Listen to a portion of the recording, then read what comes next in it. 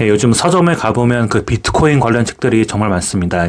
그 블록체인을 설명한 책들도 있고 비트코인으로 부자가 될 수 있다라고 강조한 책도 있고요. 반대로 비트코인은 뭐 사기다 이렇게 깎아내린 책도 있을 수 있고요.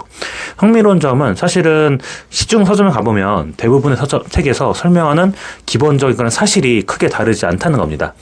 블록체인은 뭐고 저 채굴은 무엇인지 그리고 비트코인의 뭐 총 발행량이 뭐 2,100만 개다 뭐 사실 이런 사실들이 대부분 같은 책에서 비슷한 책에서 같은 내용을 계속 반복적으로 좀 얘기를 좀 하고 있거든요. 그런데도 불구하고 그 책마다 결론은 완전히 다릅니다. 어떤 책은 비트코인은 뭐 혁신적인 발명이다. 어떤 책은 비트코인은 언제쯤 그런 거품이 꺼질 그 투기 자산 될 수 있다. 좀 이렇게 강조를 하고 있고요. 그러면 왜 이런 결론이 왜 차이가 좀 나는 걸까요? 그 이유는 간단합니다. 그런 비트코인 책은 사실 정보의 차이가 아니라 관점의 차이이기 때문입니다. 그래서 오늘은 좋은 비트코인 도서를 고르는 방법에 대해서 좀 이야기를 해보려고 하고요. 특히 저는 그 경제학을 연구하는 사람으로서 비트코인을 이해하는 그 중요한 기준을 좀 말씀을 드리고 싶습니다. 먼저 가장 중요한 기준은 이 책이 어떤 관점에서 비트코인을 설명하고 있는가입니다. 그러니까 많은 비트코인이 책이 사실 기술 설명서와 같습니다. 블록체인이 어떻게 작동하고 채굴은 어떤 과정이고 지갑은 무엇을 뜻하는지라는 내용이 사실 절반의 분량을 차지한 경우도 적지 않아요. 물론 이런 설명도 필요합니다. 그런데 이것만으로 비트코인을 제대로 독자한테 전달하고 있다고 말하기 좀 어렵다고 저는 좀 생각을 합니다. 왜냐하면 비트코인의 핵심 질문을 던질 수 있는 이런 프레임워크는 경제학에 있다고 저는 좀 생각을 하고 있거든요. 예를 들어서 이런 질문들이 있습니다. 왜 사람들은 비트코인을 돈처럼 받아들이냐? 왜 많은 투자자들이 비트코인을 디지털 금이라고 부르느냐?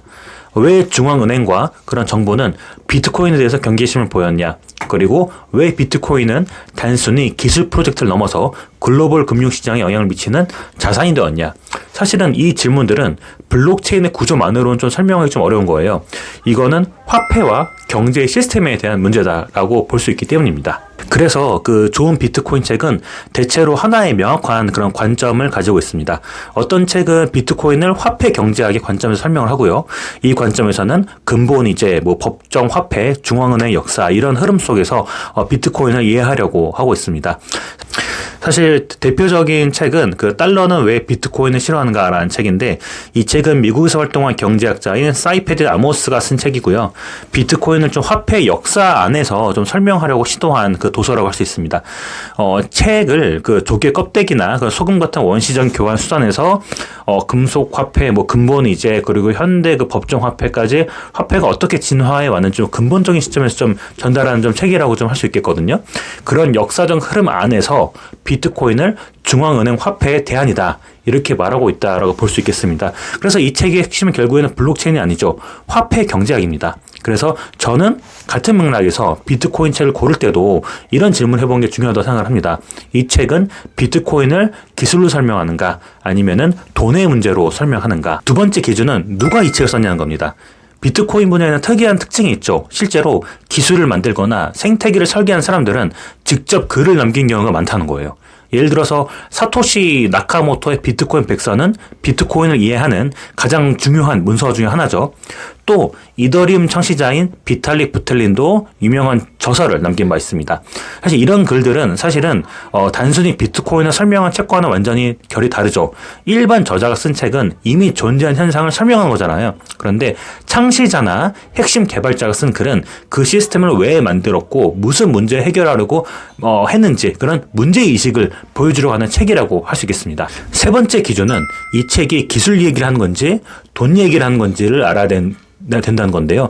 많은 사람이 비트코인은 기술 혁신이라고 생각을 하는데 물론 블록체인 자체도 기술 자체가 사실 중요한 발전이죠. 하지만 비트코인이 흥미로운 이유는 기술 자체가 아니라 화폐 시스템에 대한 실험이잖아요. 그래서 예를 들어서 최근에는 비트코인뿐 아니라 스테이블 코인이라는 개념도 등장을 했고 스테이블 코인은 참고로 달러와 같은 법정 화폐와 그런 가격을 연동해서 변동성을 줄이려는 안정성 있는 그런 디지털 자산을 말하는데 이런 현상을 이해하려면 단순히 블록체인 기술을 이해하는 것만으로는 부족하다는 거죠. 왜 이런 자산이 등장했고 글로벌 금융 시스템 안에서 어떤 역할을 하는지 같은 경제학적 질문이 필요하다는 겁니다. 사실 제가 쓴 스테이블 코인의 모든 것도 이런 문제를 설명하려고 하는 책인데요. 단순히 기술 설명이 아니라 스테이블 코인이 왜 등장했고 글로벌 금융 시스템에서 어떤 의미를 가지는지 경제학 관점에서 설명한 책이라고 할 수 있겠습니다. 이제 정리를 좀 해볼게요. 좋은 비트코인 도서를 고르는 기준은 크게 세 가지다. 첫째, 관점이 존재하는가? 두 번째, 당사자가 쓴 책인가? 셋째, 기술이 아니라 돈을 설명하는 책인가? 라는 관점이고요. 그리고 개인적으로는 비트코인을 이해하려면 반드시 경제학자가 쓰는 책을 한두 권 정도는 꼭 읽는 게 중요하다고 저는 생각을 합니다. 그래서 제가 좀 마지막으로 좀 하나의 질문을 좀 남기려고 합니다. 요약하는 차원에서요. 비트코인은 뭐라고 생각하세요? 기술일까요? 아니면 돈일까요? 이 질문에 대한 여러분의 답이 비트코인을 바라보는 관점이라고 결정하고요. 그 관점이 여러분이 어떤 책을 읽게 되는지 결정한다고 생각합니다. 영상은 이제 줄이도록 하겠습니다.